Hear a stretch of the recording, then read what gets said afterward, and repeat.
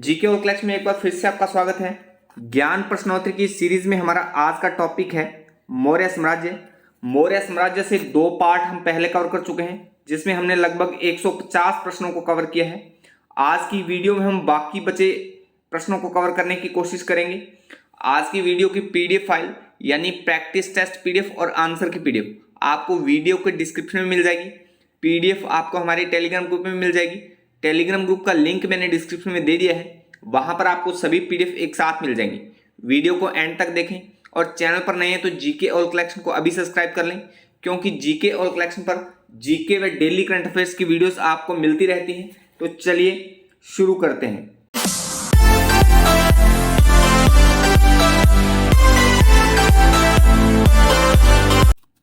पहला प्रश्न है, कुणाल के पुत्र संप्रति को किसने जैन बनाया था? तो इसका सी ऑप्शन सही हो जाएगा, सुहस्तिन ने। सुहस्तिन ने कुणाल के पुत्र संप्रति को जैन बनाया था। अगला प्रश्न है, कौन सा बौद्ध ग्रंथ मौर्यों की उत्पत्ति की जानकारी देता है? तो वंशस्थपकाशिनी नामक ग्रंथ मौर्यों की उत्पत्ति की जानकारी देता है। सी ऑप्शन इसका सही हो जाएगा। अगला प्रश्न है, चंद्रगुप्त मौर्य के जैन बनने की जानकारी किससे मिलती है? तो परिशिष्ट वर्मन नामक ग्रंथ से चंद्रगुप्त मौर्य के जैन बनने की जानकारी मिलती है। बी ऑप्शन इसका सही हो जाएगा। नेक्स्ट है, अशोक के अभिलेखों को कब और किसने पढ़ा?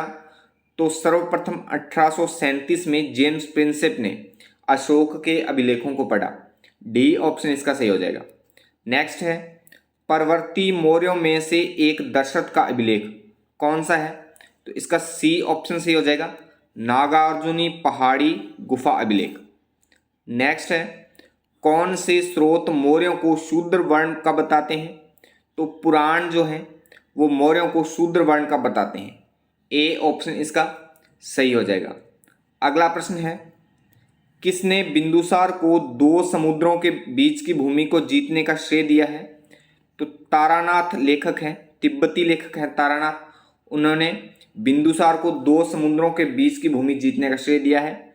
बी ऑप्शन इसका सही हो जाएगा। अगला प्रश्न है, किस मौर्य शासक के पश्चिमी एशिया के यूनानी शासक सेल्यूकेटर के साथ वैवाहिक संबंध थे? तो इसका ए ऑप्शन सही हो जाएगा, चंद्रगुप्त मौर्य के। चंद्रगुप्त मौर्य के पश्चिमी शासक एशिया के यूनानी शासक सेल्यूकस निकेटर के साथ वैवाहिक संबंध थे। तो ए ऑप्शन इसका राइट हो जाएगा। नेक्स्ट है, बिंदुसार के दरबार में सीरिया के एंटियोक्स प्रथम का यूनानी राजदूत कौन था?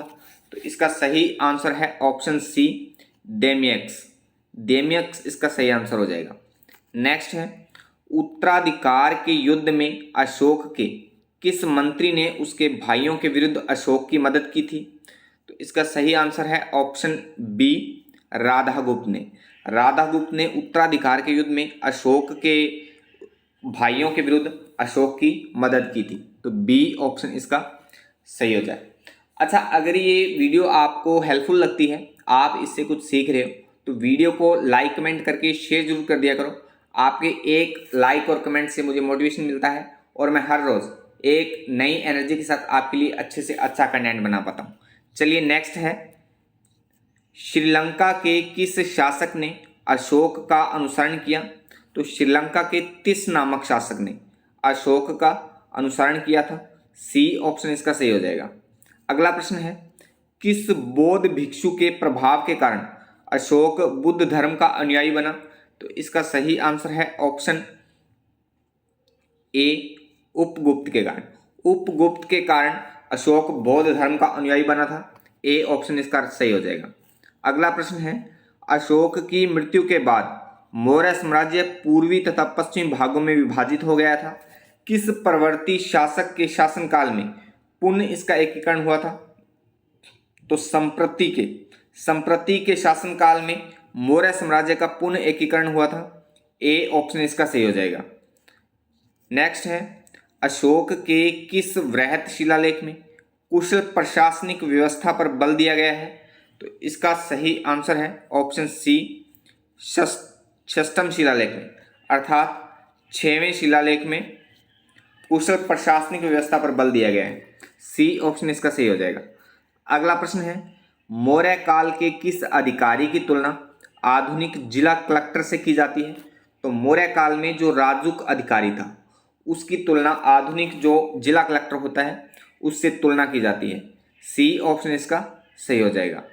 अगला प्रश्न है, शहरी क्षेत्रों का न्यायिक अधिकारी कौन था?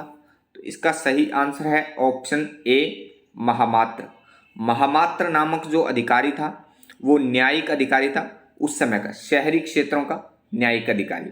तो ए ऑप्शन इसका सही हो जाएगा, महामात्र। नेक्स्ट है, मेगास्थनीज द्वारा भारत के समाज के 7 वर्गों के वर्गीकरण में निम्नलिखित में से कौन सा वर्ग नहीं है? तो इसका सही आंसर है ऑप्शन बी, व्यवसाय। बी ऑप्शन सही हो जाएगा, व्यवसाय। अगला प्रश्न है, किस शिलालेख में अशोक के धम्म का संक्षिप्त रूप तथा उसकी व्याख्या है? तो इसका सही आंसर है ऑप्शन डी, 11वें शिलालेख में अशोक के धम्म का संक्षिप्त रूप तथा उसकी व्याख्या अंकित की गई है। तो डी ऑप्शन इसका सही हो जाएगा।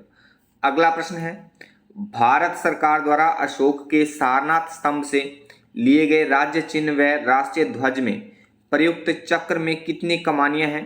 तो इसका सही आंसर है ऑप्शन सी, 24 कमानियां हैं। राष्ट्रीय ध्वज में प्रयुक्त चक्र में कितनी कमानियां हैं? 24 रेखाएं हैं या कमानियां हैं। तो सी ऑप्शन इसका सही हो जाएगा। अगला प्रश्न है, कौन सा स्तूप मूल रूप से अशोक द्वारा ईंटों का प्रयोग करके बनाया गया था? तो सांची का स्तूप है जो मध्य प्रदेश में है, सांची का स्तूप। तो ए ऑप्शन इसका सही हो जाएगा, सांची का स्तूप है, ईंटों से बनाया गया था अशोक द्वारा। ए ऑप्शन इसका सही हो जाएगा। नेक्स्ट है, बिंदुसार ने किस धर्म को संरक्षण प्रदान किया था?